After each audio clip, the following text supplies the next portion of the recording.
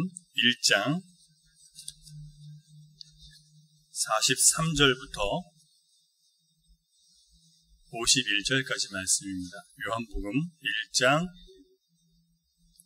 43절부터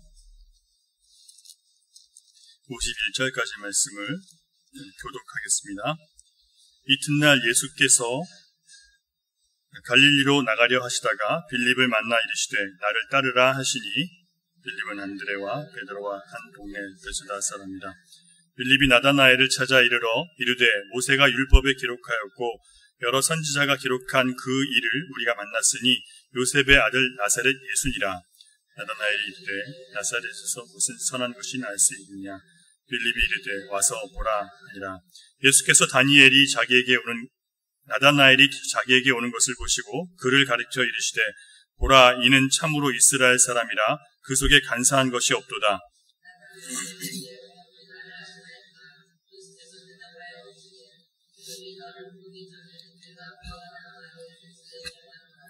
나다나엘이 대답하되 랍비여 당신은 하나님의 아들이시요 당신은 이스라엘의 임금이로소이다. 예수께서 대답하여 이르시되 내가 너를 무화과 나무 아래에서 보았다 함으로 믿느냐. 이보다 더 큰 일을 보리라. 같이 있습니다. 또 이르시되 진실로 진실로 너희에게 이르노니 하늘이 열리고 하나님의 사자들이 인자 위에 오르락내리락 하는 것을 보리라 하시니라. 아멘. 사람들은 누구나 인정받고 싶은 욕구가 있습니다. 그래서 사람들과의 관계를 맺을 때 흔히 나를 알아주고 나를 인정해주는 사람을 내 옆에 가까이 두고 싶고 그렇지 않은 사람은 좀 피하거나 멀리하기 쉽습니다. 신앙의 세계에서도 이런 면모들이 나타날 때가 많이 있습니다. 예를 들면 사람들을 교회로 인도할 때 또는 교회에 더 가까이 들어오게 만들려고 할 때 그 사람의 장점과 특별한 점을 알아봐주고 칭찬해주면 그분들이 마음을 여는 경우가 굉장히 많이 있습니다. 이런 거죠. 정말 당신 같은 그런 분은 정말 당신처럼 인상 좋고 선해 보이는 분은 교회 다니셔야 되는 분인 것 같습니다. 이런 얘기예요. 또는 당신처럼 선하고 착하게 법 없이도 살 것 같은 사람은 하나님이 복 주시는 사람이기 때문에 무조건 교회에 오셔야 됩니다. 아니면 교회는 당신 같은 사람이 꼭 필요합니다 라고 상대를 인정해주면 그 사람이 얼마나 자기가 중요한 사람인지 얘기해주는 그 소리 때문에 인상을 쓰고 있다가도 마음이 열려서 이렇게 얘기합니다. 언젠간 한번 가겠죠. 저도 그런 마음이 있었습니다라고 호의적으로 대답하는 경우가 굉장히 많이 있습니다. 근데 한번 생각해 보세요. 이렇게 내가 인정받고 싶고 지지와 격려를 받고 싶어서 모인 사람들이 정말 진지하게 내가 하나님을 알아가고 예수 그리스도를 배워야 된다는 그런 마음이 있을까요? 중심이 난데 교회 와서 내가 아닌 하나님이라는 존재, 예수 그리스도라는 분을 내가 배우고 그분을 쫓아가고 그분을 알아가겠다는 그런 마음이 있을까요? 스쳐 지나가는 많은 신자들을 보면 결국 왜 스쳐 지나가냐면 나를 알아주지 않기 때문에 나를 만족시켜주지 않는다고 교회를 떠나갑니다. 그들이 찾는 것은 진리를 찾는 것도 아니고 나를 구원하시는 주님을 만나고 싶은 것도 아니고 그냥 나를 만족시켜달라는 거예요. 내 필요를 채워달라는 겁니다. 내가 정말 중요한 사람이라는 것을 교회에서 알아달라는 겁니다. 만약 그렇게 해주지 않으면 나는 다른 곳으로 가겠다는 거예요. 아니면 전혀 나에게 관심을 두지 않고 조용히 교회 왔다 갔다 부담 없이 다닐 수 있는 그런 곳을 찾습니다. 이처럼 신자로 부름받은 사람이 나에게 좋게 대하는 사람이나 나의 생각이나 나의 판단을 지지해주고 옹호해주는 사람만 좋게 받아들이고 그렇지 않은 사람을 밀어내버린다면 그런 마음이 깨질 때까지 예수 그리스도를 만날 수 있는 가능성은 없습니다. 잘 기억하셔야 돼요. 내가 인정받고 지지받고 내가 격려받기 위해서 교회에 나오신 분들은 그 마음이 깨질 때까지 예수님 못 만나요. 무슨 소리인가요? 어디서 위에서 나는 소리인가요? 바깥에서? 신나군요. 여러분, 신앙은 자기 중심의 신앙에서 하나님 중심으로 변화되는 이 고통스러운 자기 부인의 과정을 지나가야만 신앙이 바르게 세워질 수 있다는 것을 여러분 아셔야 됩니다. 오늘 본문을 통해서 우리는 그렇게 위험한 자기중심적인 신앙, 위험하다는 것은 예수 그리스도를 영접할 수 없다는 거예요. 그렇게 위험한 자기중심적인 신앙이 무엇인지를 살펴볼 수 있고요. 그렇다면 어떻게 우리가 거기서 빠져나올 수 있는지를 함께 생각해 봐야 됩니다. 너무 중요한 주제예요. 오늘 본문에는 나다나엘이라는 제자가 주님 옆에 주님을 영접하는 그런 과정이 나와요. 나다나엘이라는 이름의 뜻은 하나님의 선물이라는 뜻입니다. 요한복음에 나온 제자로, 요한복음에만 나오는 이름으로 다른 복음서에는 바돌로메라고 불렸던 그런 제자로 그렇게 알려져 있습니다. 바돌로메라는 것은 이름이 아니고 바르토이의 아들, 그러니까 바는 아들이라는 뜻이고 톨마이에서 톨마이의 아들이라는 뜻이 바로 바돌로메라는 이름이에요. 그래서 이 바돌로메가 바로 톨마이의 아들 나다나엘이다라고 성경 학자들이 그렇게 해석을 하고 있습니다. 오늘 본문에 나오는 나다나엘은 먼저 예수 그리스도를 영접했던 빌립을 통해서 예수님에 대한 소식을 듣게 된 케이스예요. 사람이 예수님을 만나게 되는 그런 경우들이 굉장히 많이 있는데 다른 사람을 통해서 지금 예수님을 영접하게 되는 경우입니다. 그게 누가 부르는 거라고요? 다른 사람을 통해서 내가 예수님을 접하게 되는 것도 예수님이 나를 부르시는 거예요.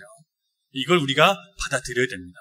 그냥 우연히 저 사람이 나한테 와서 얘기하는 게 아니라 하나님께서 저 사람을 통해서 나를 부르신다는 것을 알아야, 그래야 주님이 나를 부르셨다는 그 부르심의 소망이 있어요. 제가요 항상 고민했던 게 뭐냐면, 아니 나는 목사하고 싶다고 그러지 않았는데 왜 나를 목사로 하나님이 나를 부르셨습니까? 그건 아버지의 뜻이지 제 뜻은 아니었어요. 아버지가 저를 목사로 만들고 싶어 했던 것이, 저는 목사가 되고 싶은 적이 없었어요. 하나님은 저에게 목사가 되라는 말씀도 한 적이 없어요. 근데 왜 내가 목사가 되어야 됩니까? 라는 그런 이 갈등을 굉장히 오랫동안 해왔어요. 근데 그때 저에게 하나님께서 주신 것은 뭐냐면, 아버지를 통해서 내가 너에게 주셨다는 거예요. 저는 주님 앞에 계속 기도했거든요. 나에게 직접 하나님 주세요. 내가 정말 목사가 되어야 된다는 그 비전을, 그 소명을 나를 부르시다는 것을 내가 알게 해주세요. 오랫동안 고민했어요. 목사가 되고 나서도요. 주님이 한순간에 깨우쳐 주시는데, 아버지를 통해서 부른 게 내가 부른 것이라는 걸 왜 못 알아먹냐는 말씀을 저에게 주셨어요. 이게 결국은 하나님께서 직접 나에게도 말씀하시지만 다른 사람을 통해서 나를 부르신다는 것을 여러분 인정하셔야 됩니다. 자, 44절을 보면 예수님을 만난 빌립이 나다나엘을 찾아가서 아주 흥분된 목소리로 얘기해요. 이렇게 얘기합니다. 모세가 율법에 기록하였고 여러 선지자가 기록한 그 사람을 우리가 만났는데 그는 누구예요? 요셉의 아들 나사렛 예수야 라고 얘기를 합니다. 모세가 율법에 기록하였고 여러 선지자가 기록한 그 사람, 바로 오실 메시아가 바로 나사렛 예수라고, 요셉의 아들 나사렛 예수라는 것을 자기가 받고 만났다는 거예요. 그런데 나다나엘은 빌립이 그렇게 얘기를 하는데 참으로 확 끼얹어 버립니다. 빌립의 말은 논리적으로 또 학문적으로 말이 되지 않기 때문에 그래요. 나다나엘이라는 사람은요, 성경에 능통한 사람이었고 오랫동안 오실 메시아가 누구시며 어디서 어떻게 오실지에 대해서 연구하고 묵상하고 토론했던 사람입니다. 그가 묵상했다는 것을 어떻게 아냐면요, 무화과 나무 아래 앉아 있었다는 것이 그 사실을 뒷받침해줘요. 그 당시에 이스라엘 백성들 중에서 진정으로 하나님을 경외하는 사람, 하나님을 기다리고 있는 사람들은 무화과 나무 아래 앉아서 장차 오실 하나님에 대해서 서로 알기 위해서 토론하고 묵상하고 기도하고 선지자들의 글을 깊이 연구했다고 합니다. 그들은 로마의 압제로부터 벗어나서 장차 메시아가 오시면 우리를 누르고 있는 이 압제와 폭력에서 그 메시아가 우리를 해방해 줄 것이고, 이제는 이 땅에 영원한 다윗의 왕국을 건설해서 우리가 다스리는 세상이 될 것이라는 그런 믿음을 갖고 있었습니다. 그는 당연히 구약 미가서 5장 2절에 이스라엘을 다스리는 메시아는 유다의 작은 마을 베들레헴에서 태어날 것이라는 예언을 읽어봤을 거예요. 무슨 얘기냐면 이 예언서를 읽어왔던 사람이기 때문에 나다나엘은 유다의 작은 마을 베들레헴에서 하나님의 아들 메시아가 올 것이라는 것을 알고 있었던 거예요. 그런데 빌립이 와서 뭐라고 해요? 다짜고짜 나사렛 예수라고 그러는 거예요. 그러니까 무슨 소리 하는 거냐? 나사렛에서 선한 것이 어떻게 날 수 있느냐? 나사렛은 어떤 곳이었냐면 사람들이 막 섞여서 혼혈이 된 이방인들이 사는 곳이었어요. 이스라엘 사람들이 아주 무시하고 짓밟은 개처럼 여겼던 이방인들이 살고 있는 지역이에요. 그런데 나사렛 예수라고 그러니까 갑자기 화가 나는 거예요. 네가 뭘 안다고 지금 떠들어?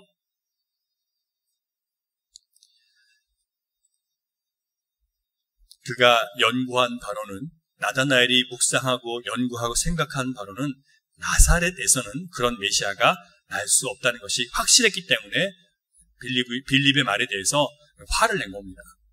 여기서 우리가 알 수 있는 것은요, 비록 나다나엘이 성경을 많이 알고 그분이 어디서 나올 것도 미리 알고 있었지만 그 역시 이스라엘의 민속적인 메시아관을 갖고 있었다는 사실이에요.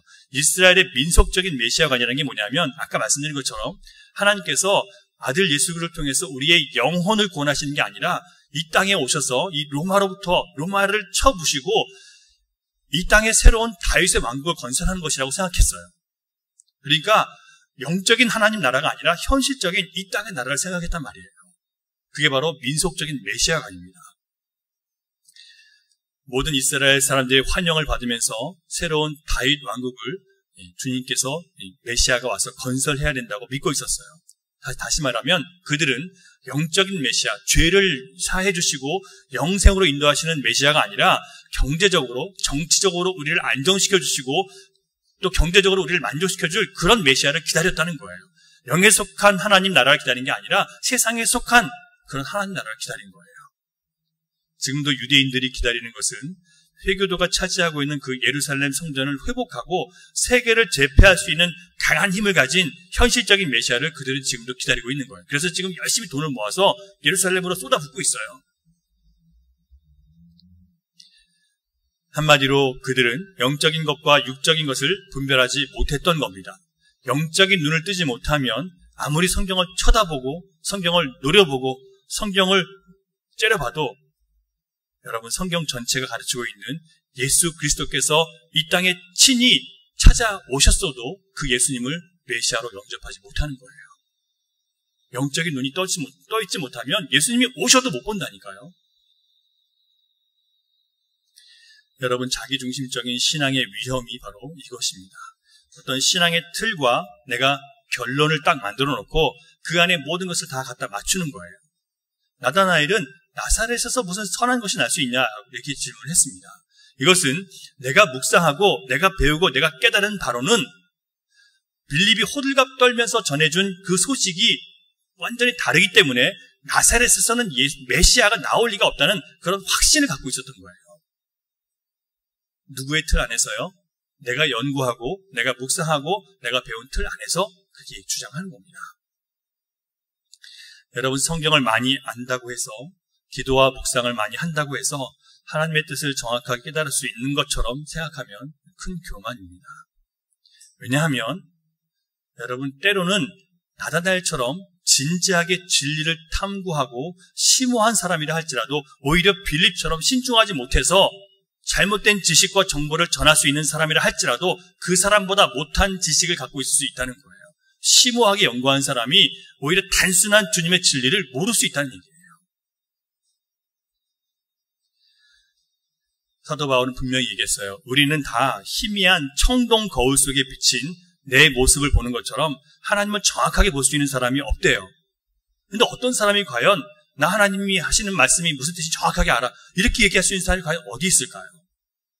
그냥 오늘 하나님 주시는 말씀 앞에 겸손히 순종해 가다 보면 그리고 나서 이게 하나님 뜻이었군요라고 깨닫게 되는 게 그게 신앙의 길이에요. 그런데 가보지도 않은 길을 확신한 사람이 어디 있습니까? 우리가 확신할 수 있는 건 하나예요. 주님이 내가 주님 앞에 겸손히 순종할 때 주님이 나를 인도하시고 보호하시고 지키실 것, 나를 영원한 생명으로 인도하실 것, 그거밖에 확신한 게 없어요. 그런데 우리는 마치 내 길이 완전히 보장된 것처럼 생각하고 가는 거예요. 내가 다 볼 수 있는 것처럼. 교만이에요. 우리는 겸손히 들을 수 있는 귀를 키워야지 모든 것을 내 생각과 내 판단과 내 기준에 끼워 맞추는, 심지어 하나님까지 끼워 맞추는 그런 생각을 갖고 있으면 안 돼요.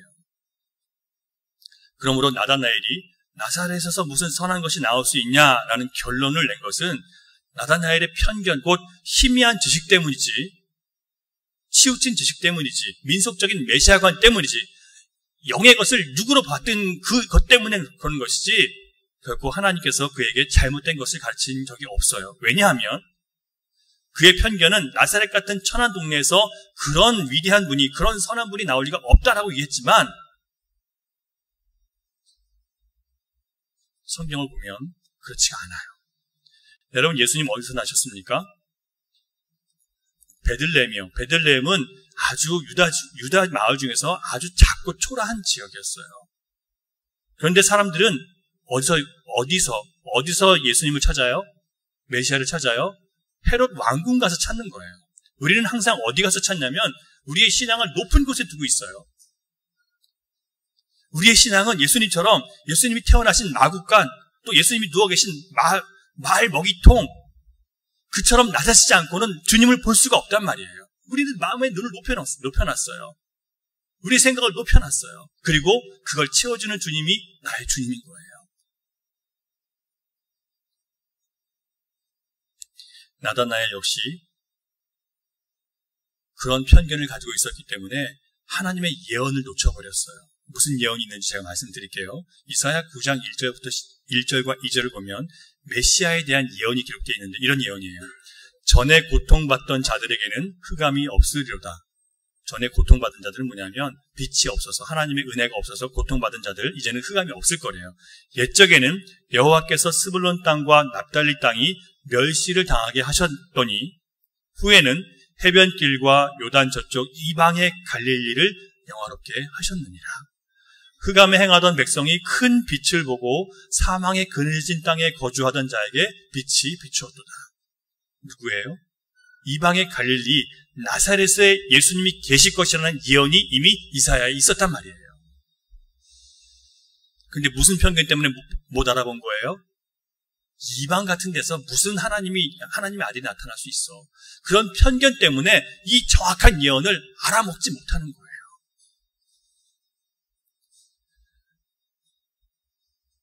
여러분, 이 예언대로라면 메시아는 당연히 갈릴리 나사렛에 계셔야만 했습니다. 그런데 나다나엘은 민족적인 메시아관을 가지고 있었기 때문에 영적인 눈이 가려져 있어요. 그래서 진리를 놓치고 있었던 겁니다. 예수님은 당연히 화려한 궁전에서 또 다윗의 왕의 후손이기 때문에 아주 존귀한 가문에서 아주 영광스럽게 태어나야 된다고 생각했어요. 그건 그의 생각입니다. 우리의 묵상과 성경 지식이 어떤 신앙의 틀이나 색깔을 만들어 놓으면 그 편견 때문에 우리를 부르시는 예수님을 우리는 놓칠 수 있어요. 이게 굉장히 무서운 겁니다. 그래서 자기중심적인 신앙생활, 내 판단과 내 경험과 내 지식을 믿고 쫓아가는 신앙생활은 굉장히 위험할 수 있어요.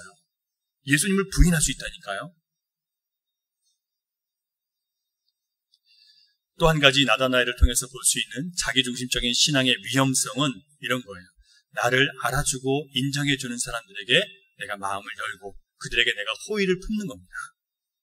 여러분 47절을 보면 예수님께서 찾아오는 나다나엘을 보자마자 뭐라고 말씀하십니까? 47절 같이 읽을까요? 47절 시작. 예수께서 그를 가르쳐 이르시되 보라 이는 참으로 이스라엘 사람이라 그 속에 간사한 것이 없도다. 나다나엘은요, 예수님께서 그 속에 간사한 것이 없다는 사람, 참 이스라엘이라는 그 말을 칭찬을 듣자마자 과찬의 말씀이십니다. 겸손히 물리치지 않고 어떻게 저를 아셨습니까? 이러는 거예요. 자기가 그런 사람이라는 것을 지금 인정하고 있는 겁니다. 주님이 자기의 속을 꿰뚫어 봤다는 것을 알고 자신을 칭찬하고 인정해 주시는 예수님, 그분은 내가 믿어야 할 분이라고 고백을 하는 거예요. 그래서 예수님은 내가 널 알아봤다는 것 때문에 너는 나를 믿느냐? 하면서 책망하셔요. 여러분, 우리가 이것으로 볼 때 우리가 예수를 믿어야 되는 동기는, 예수를 믿어야 되는 이유는 예수님이 나를 인정해주고 나를 알아주고 칭찬해주기 때문에 예수를 믿는 것이 아니어야 된다는 얘기예요. 그건 역시 자기 중심의 신앙이기 때문에 위기의 때나 말씀의 책망이나 훈계나 징계를 받게 되면 그걸 견뎌내지 못해요. 그래서 시험에 빠져서 떨어져 나갑니다. 나를 인정해주고 나를 격려해주고 나를 지지해주는 그런 말씀만 원해서 교회에 나온 사람들은 시험의 때 무너진다니까요. 마지막으로 자기중심적인 신앙의 위험성은 예수님께서 기적적으로 내 내면을 꿰뚫어 보셨다는 것을 갖고 그 기적을 가지고 내가 주님을 믿어야 되는 근거로 삼는 겁니다. 사람들이 예수를 믿게 된 동기 중에 하나는 예수님이 현실적으로 어떤 기적으로 어떤 기적으로 나와 내 가족에게 행복과 유익을 줄 수 있느냐, 이것을 가지고 신앙의 근거로 삼았습니다. 그래서 나에게 이런 기적을 보여주셨으니 내가 믿습니다, 이렇게 얘기하는 사람들이 많이 있었어요. 아주 위험한 신앙입니다. 예를 들면 무당을 자주 찾아가거나 사주나 점을 치러 갔는데 그 무당이나 이 점치는 사람들이 여러분들의 속사정을 다 알고 얘기해요. 여러분 정말 그렇잖아요. 이 사주 보면 이 점쟁이들이 우리의 이 인생을 꿰고 있어요. 그러면 여러분 이제부터 점쟁이를 믿고 사시겠습니까? 무당이 여러분에게 부적 하나 써줘서 재수없는 일이 사라지고 머리가 아팠는데 두통이 사라지면 이제 무당 믿고 살겠습니까? 기적을 믿는다는 것은요, 우리를 그냥 엉뚱한 곳에 나 자신을 맡기는 거예요. 누군가 나에게 보여준 기적, 내게 주어진 이득, 행복, 나에게 준 감정적인 기쁨, 이런 것으로 내가 신앙을 갖는 이유와 근거를 삼으면 우리는 잘못된 신앙의 기초를 쌓고 있는 거예요. 기억하세요, 여러분. 나에게 중심이 된 나의 느낌, 나의 감정, 나의 판단, 내가 본 어떤 경위, 이런 걸 가지고 내가 주님을 믿습니다라고 하게 되면 다 무너진단 말이에요, 그건 결국은요. 예수님은 우리가 그런 기적이나 내 깨달음이나 내 판단이나 내 느낌으로 신앙을 갖게 되기를 원하시지 않습니다. 50절에서 예수님께서 그것을 지적하시는데요. 50절 같이 읽어보겠습니다. 50절 시작. 또 대답하여 이르시되 내가 너를 무화과 나무 아래에서 보았다 함으로 믿느냐? 이보다 더 큰 일을 보리라. 이게 무슨 얘기냐면 내가 너를 인정했다고 해서 네가 나를 믿느냐? 내가 너한테 기적 보여줬다고 나를 믿느냐? 그건 아무것도 아니라는 거예요. 주님은 우리에게 더 큰 것을 보여줘서 그것을 통해서 우리가 믿음을 갖기를 원하신다는 얘기예요. 여러분 뭘 갖고 여러분 믿음을 갖기를 원하십니까? 주님이 여러분에게 잘해주셔서요? 여러분에게 기적을 행해주셔서 여러분에게 어떤 놀라운 사건들을 보여주셔서요? 여러분을 인정하고 하고 알아주셔서 여러분 예수를 믿겠습니까? 그게 다 아니라는 거예요. 그걸 가지고는 예수를 못 믿는데요. 더 큰 일, 그것을 봐야지만 예수를 온전히 믿을 수 있다고 말씀을 하시는 거예요. 그러니까 우리의 신앙의 베이스는 다 어디 있어요? 기초가요? 다 나에게 있었던 거예요. 내가 잘 되고, 내가 잘 먹고, 내 마음 위로받고, 내가 편안하고. 이런 사람은 여러분 결국 시험에 들어서 무너질 수밖에 없어요.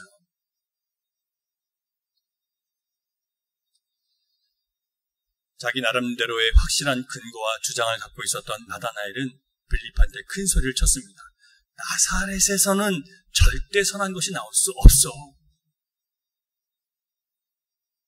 그런데 보세요. 자신을 꿰뚫어 보시는 주님 앞에서 나다나엘은 완전히 녹아버렸습니다. 그리고 고백해요. 예수님을 하나님의 아들이요 이스라엘의 왕이라고 인정을 해버립니다. 여러분 우리는 이렇게 우리가 갖고 있는 신앙 지식이나 우리가 주워 들은 것 또는 내 개인적인 체험을 갖고 예수님이 하나님이 성령님이 이런 분이야 저런 분이야 얘기하기 쉽습니다. 또한 우리는 우리를 인정해주고 지지해주는 그런 주님의 말씀은 얼른 받아들이고 나에게 잘못됐다고 하는 주님의 말씀은 그냥 쉽게 잊어버립니다. 무시해버립니다. 결국은 감정에 치우친 신앙을 갖고 있는 거예요.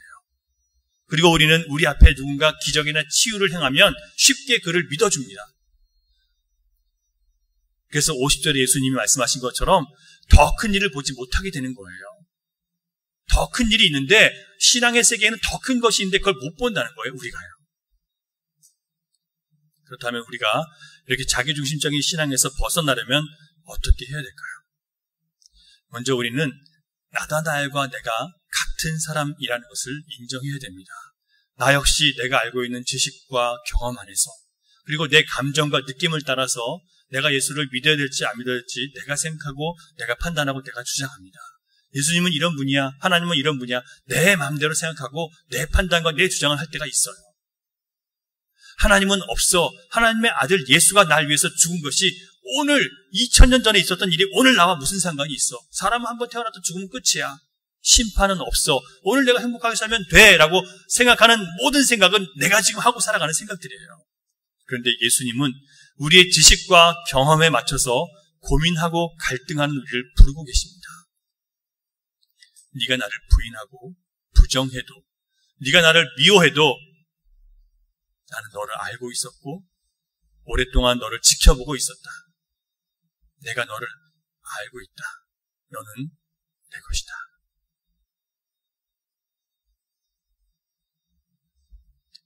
아무리 우리가 우리 지식과 경험 안에서 우리의 감정과 느낌의 틀 안에서 예수를 의심하고 부인하고 부정해도 주님이 내 영혼의 유일한 구원자시고 내 인생의 주인이시라는 사실은 여러분 변하지 않습니다. 여러분이 부인하셔도 예수님은 십자가에 달려 돌아가셨습니다. 여러분이 부인하셔도 주님은 다시 오실 것입니다. 그리고 그것을 믿는 자들은 구원을 얻었고 주님 안에서 안식과 평화를 누리며 살아가고 있습니다. 그 안에 들지 못하는 내 자신이 안타까운 거죠.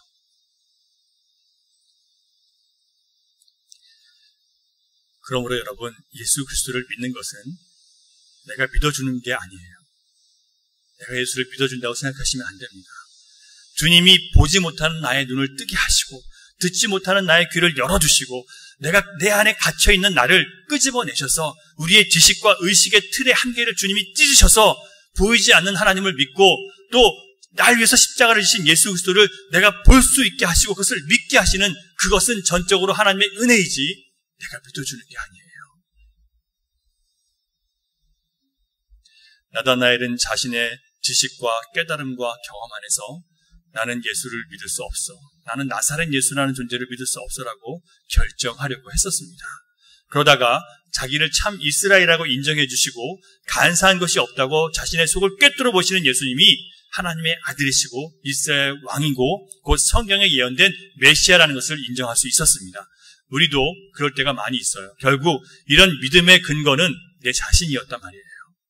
내가 하나님을 나의 느낌이나 지식으로 나의 경험이나 감정으로 좋고 나쁘신 분으로 평가할 자격이 있다고 여러분 생각하시면 안 됩니다. 과연 우리가 하나님께서 나를 구원하시는 방법에 대해서 왜 하나님 나를 이런 방식으로 꼭 구원하셔야 됩니까? 하나님 나에게 왜 이렇게 대하십니까? 라고 내가 생각하고 내가 좋아하는 방식대로 나에게 대해 주셔야 된다고 주장할 만큼 내가 의인이라고 여러분 생각하십니까?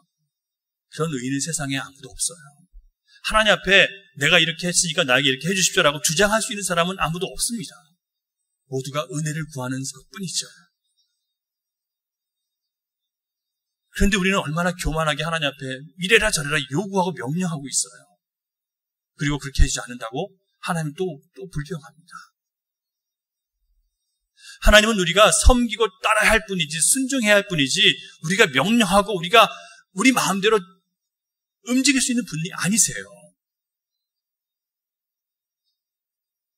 정말 하나님이 천지를 지으신 하나님이라면 정말 세상을 다스리시는 주인이시라면 우리가 그렇게 할 수 있는 자격이나 있겠습니까?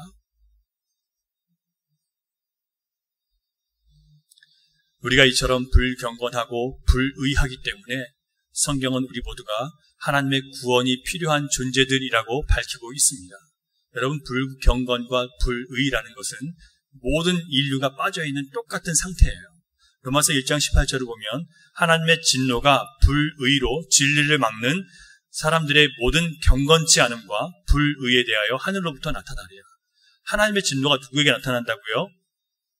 모든 불경건한 사람들과 불의에 대해서 하늘로부터 내려온대요. 결국 여러분 무슨 얘기냐면 하나님을 인정하지 않고 살아가는 사람들, 하나님을 무시하고 살아가는 사람들, 바로 그 사람들을 불경건한 자라고 얘기를 하는 거예요.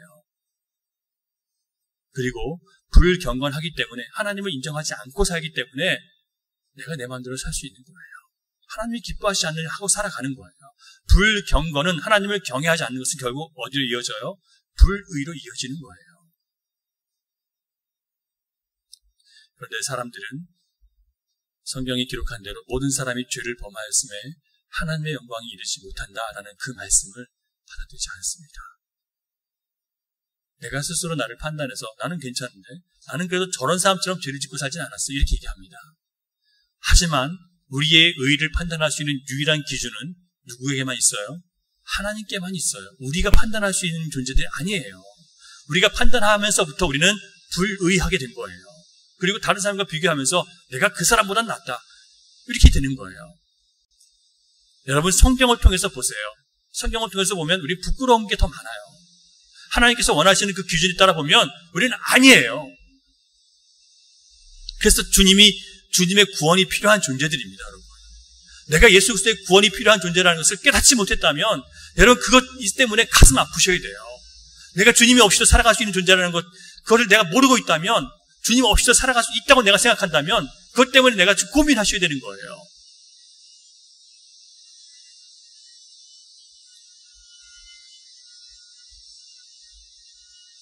여러분,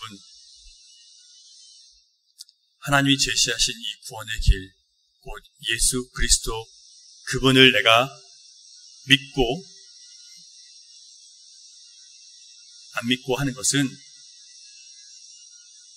그것 가지고 나의 어떤 방법으로 내 영혼이 평안하고 내 영혼이 기쁘고 내 영혼이 감사할 수 없습니다. 그것을 인정해야 돼요. 나의 방법으로는, 나의 생각으로는, 나의 능력으로는 내 영혼이 안식하고 평안할 수 있는 방법이 없구나. 여러분, 이걸 인정하셔야 됩니다. 이것이 신앙이고 우리가 믿을 수 있는 근거는, 우리가 예수 그리스도를 믿을 수 있는 근거는 오직 하나님의 용서하시는 은혜와 사랑 때문에 우리가 예수를 믿는 근거가 되어야 돼요. 자, 다시 말씀드릴게요. 왜 우리가 예수를 믿는다고요? 하나님께서 아들 예수를 통해서 우리를 살리시고 우리를 구원하시고 영원한 생명에게 우리 이르게 하신다는 주님이 하신 그 일 때문에 우리가 예수를 믿는 거예요. 나와 관계가 있습니까? 내가 한 게 있어요? 아무것도 없어요. 나와 아무 상관이 없어요. 구원은 누구와 상관이 있는 거예요? 예수 그리스도께서 하나님 안에서 하신 그 십자가, 그것 때문에 구원이 있는 거예요. 나하고는 아무 상관이 없어요. 나에게 구원의 조건을 두려고 하면 그때부터는 우리 시험에 들어요. 구원의 조건은 어디 누구에게 있어요? 예수님이 하신, 하나님 안에서 예수님이 하신 그 구원 십자가 안에서만 있는 거예요. 그걸 믿는 사람이 진짜 예수를 믿는 겁니다, 여러분.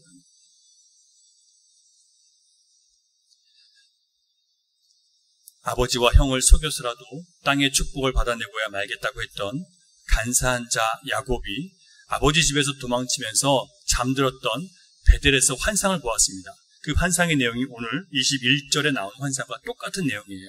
창세기 28장 12절 13절을 보면 이런 말씀이 있어요.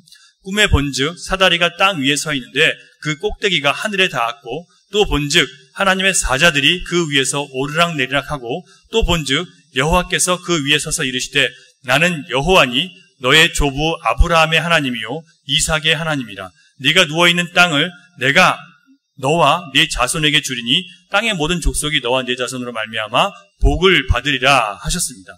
여러분, 이렇게 땅에서 축복받기를 바라고 수단과 방법을 가리지 않고 아버지와 형을 속이면서까지 야비하게 살았던 이 야곱에게, 도망치는 야곱에게 꿈속에서 누가 나신 거예요? 하나님께서 천사들이 오르락 내리는 사다리 꼭대기 위에서 나타나셨습니다. 그리고 내가 너에게 복을 줄 것이다. 지금 야곱이 잘한 게 있어요? 아무것도 잘한 게 없어요. 그런데 그냥 하나님 말씀하시는 거예요. 내가 너에게 복을 줄 거야. 내가 모든 족속이 너와 네 자손으로 말미암아 복을 받게 할 거야 라고 약속을 주시는 거예요. 그렇다면 우리가 그렇게 바라는 이 복은 누가 주는 거예요? 내가 만드는 겁니까? 하나님 주시는 겁니까? 내 노력과 수고와 땀 흘리는 것으로 만들어지는 거예요? 아니면 하나님을 향한 믿음으로 만들어지는 거예요? 하나님을 향한 믿음으로 만들어지는 거란 말이에요. 그런데 내 노력과 내 땀과 내 수고와 내가 세상에서 성공하고 내가 하나님 앞에서 잘 되기를 원하는 사람은 결국 헛수고를 하고 있는 거예요. 내 노력과 내 수고로 되지 않는단 말이에요.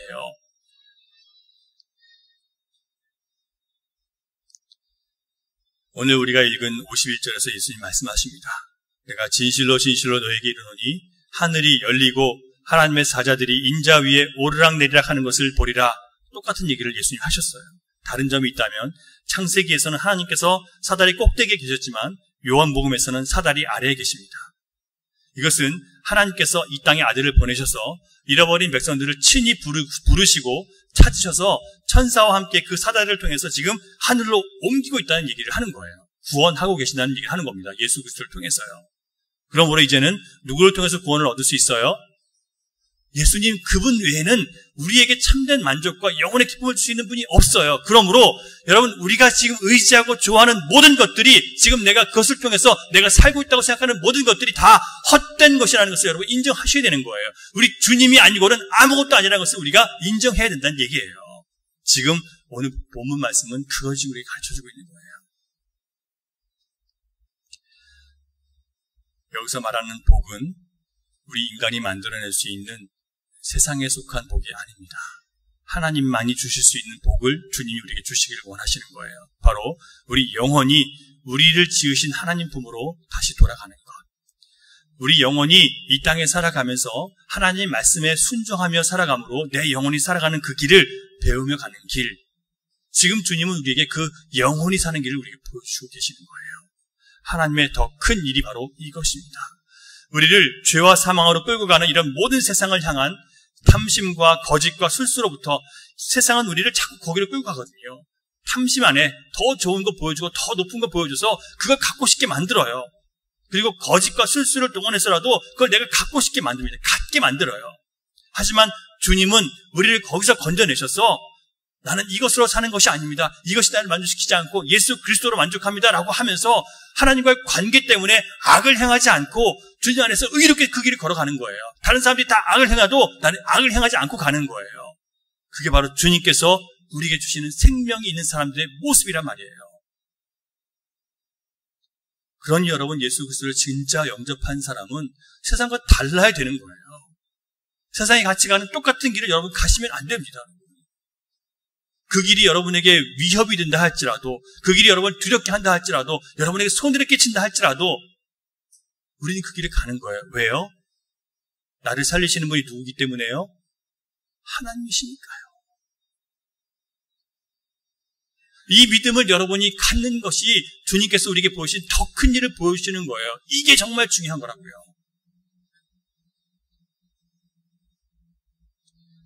우리를 진정으로 행복하게 해주고 안전하게 해주고 가치 있게 해주는 것은, 가치 있는 사람으로 만들어주는 것은 우리의 소유나 물질과 건강이 아니고 우리의 감정과 지식과 느낌과 체험을 통해서 우리가 받아들이는 것을 내려놓고 하나님 아버지께서 이미 하신 일, 예수 그리스도 안에서 우리를 구원하신 그 일과 장차 예수를 믿는 자들 안에 하나님께서 이루실 일들을 바라보는 것이 바로 하나님이 우리에게 주신 더 큰 일입니다.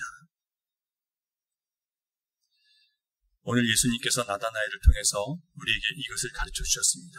사랑하는 여러분, 오늘 본문에서 본 것처럼 하늘의 문이 열렸어요. 바로 하나님께서 예수 그리스도를 통해서 이 놀라운 구원을 믿는 것, 바로 우리가 바르게 믿고 바르게 살 수 있도록 하늘의 문을 열어놓으셨습니다. 우리가 예수 그리스도를 전부로 여기고 주님을 바라볼 때 속이는 자 야곱에서 참 이스라엘로 변화된 겁니다. 참 이스라엘은 속임수와 간사한 말로 나의 유익을 도모하지 않고 주님께서 기뻐하시는 일을 쫓아가는 그런 영적 이스라엘의 진짜 이스라엘이고 진짜 신자입니다. 진짜가 있다면 가짜도 있어요. 가짜는 야곱이 가짜였습니다. 야곱은 여러분 태어나면서부터 이미 하나님의 축복의 약속을 받고 태어난 사람이에요. 내가 너로 장자의 권한을 주겠다, 영적인 복을 주겠다고 약속을 해주셨어요. 그런데 그거를 자기 스스로, 이 위기가 되니까, 그러니까 위기의 상황이 오니까 자기 스스로 그 축복을 얻어내기 위해서 아버지와 형을 속였어요. 그러면 아버지와 형을 속이지 않아도 원래 이 축복은 누구의 것이었어요? 야곱의 것이었단 말이에요. 그러면 무엇을 기억하면 돼요? 하나님의 주신 약속을 기억하면 여러분 그렇게 가정이 깨지지 않고도, 그런 어려움을 당하지 않고도 하나님의 구원을 얻을 수 있었어요. 그런데 왜 깨졌습니까? 가정이? 집에 어머니 아버지가 돌아가실 때까지 어머니 못 만났어요. 왜 그랬습니까? 하나님 주신 약속을 의지해서 기다리지 않고 내 인간적인 수단과 방법을 동원했기 때문에 그래요. 그래서 결국 130년 살아온 인생이 내가 험악한 인생을 살았다고 얘기를 하는 거예요. 하나님께 순종하지 않는 인생을 살았기 때문에, 하나님 말씀을 의지하는 삶을 살지 않고 고집 부리고 내 수단과 내 방법과 내 지혜를 의지하고 살았기 때문에 결국 험악한 인생을 살았습니다라고 고백할 수밖에 없게 된 거예요.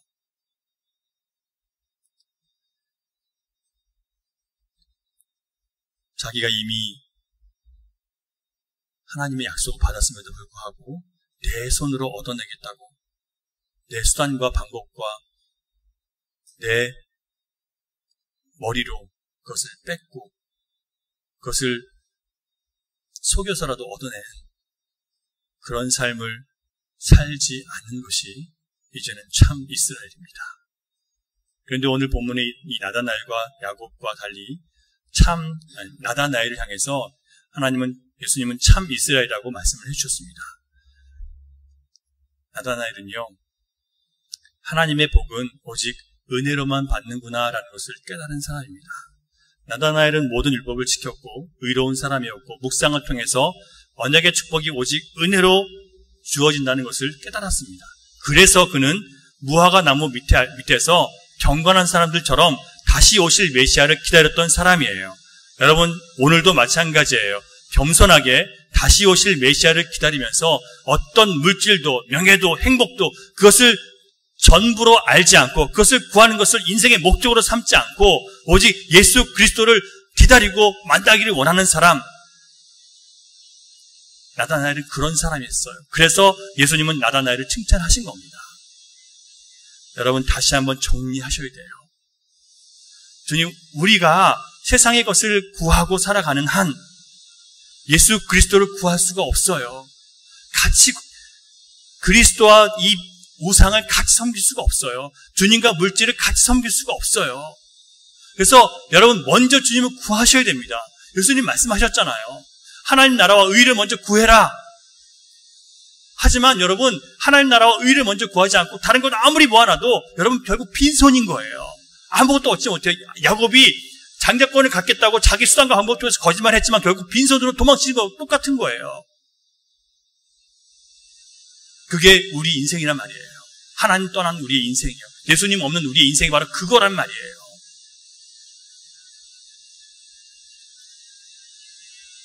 사랑하는 여러분, 나는 안 되는구나를 깨달은 사람만이 은혜를 알고 하나님 안에 더 깊이 들어갈 수 있습니다. 창세기에서 본 것처럼 아버지와 형을 속이고 쫓겨가던 야곱이, 그 야곱에게 하나님이 약속을 주시는 거예요. 내가 다시 너를 고향으로 데려오리라. 야곱 한 게 아무것도 없어요. 아무것도 한 게 없어요. 이 말씀은 네 힘과 네 지혜와 네 수단과 방법으로 살아본 결과 결국 너는 빈손 아니냐? 빈손으로 쫓겨나는 거 아니냐? 하지만 내가 너를 다시 데리고 오겠다. 모든 것을 버리게 하시고 내가 의지하는 모든 것을 다 포기하게 하시고 오직 하나님의 은혜로만 사는 것을, 그 방법을 배우게 하시는 것이, 그것을 보여주신 것이 바로 야곱의 전 일생이었습니다.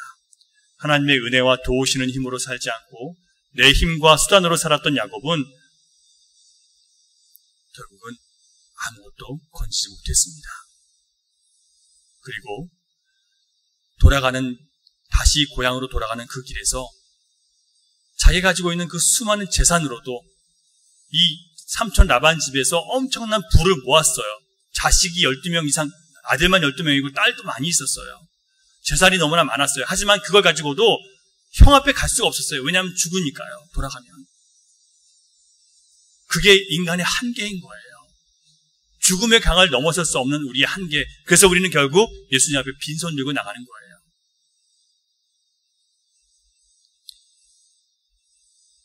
여러분, 이것을 깨닫는 것이, 내가 빈손으로 주님 앞에 나갈 수밖에 없는 존재라는 것을 깨닫는 것, 내가 아무리 애쓰고 수고하고 노력해도 내 영혼을 살릴 수 없다는 것을 깨닫고 주님 앞에 빈손으로 나가서 주님, 나는 주님의 은혜가 필요합니다 라고 고백하고 그렇게 외치는 것이 바로 하나님의 더 큰 일을 맛볼 수 있는 겸손한 마음가짐입니다.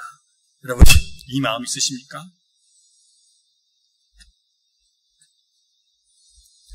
여러분 자신을 위해서 여러분의 지혜와 능력으로 살아본 결과 여러분 행복하십니까? 내 자식 하나 내가 바라는 대로 되지 않고 내 인생도 내 뜻대로 되지 않는, 그리고 무능력하고 돈 없으면 무가치한 존재로 낙인 찍히는 이 세상 가운데 여러분 자신은 어떤 존재라고 생각하십니까? 하지만 다 잃고 다 빼앗긴 우리의 빈손이 우리들을 주님을 외면하지 않으십니다. 수고하고 무거운 짐진 자들아 내게로 오라. 내가 너희를 쉬게 하리라. 내가 너희에게 영원한 생명을 주노라. 내가 널 위해서 하늘을 열어놓았으니 안심하고 내게 나오라. 오늘 주님의 음성을 듣고 온 세상이 나를 버리고 배신해도 끝까지 나를 버리시지 않는 완전한 사랑으로 우리를 이끄시는 하나님 앞에서 여러분 마음을 내려놓으시기 바랍니다. 하나님 안에서 예수 그리스도 십자가 앞에서 믿음으로 안심하시고 그것 때문에 위로받으시고 능력을 얻으시기를 바랍니다. 아버지 하나님께서는 우리의 기대보다 더 큰 것, 우리가 세상에서 바라고 소망했던 그 모든 것보다 더 큰 것, 바로 예수 그리스도 구원을, 생명을, 영생을 준비해 놓으셨습니다. 할렐루야. 기도하겠습니다.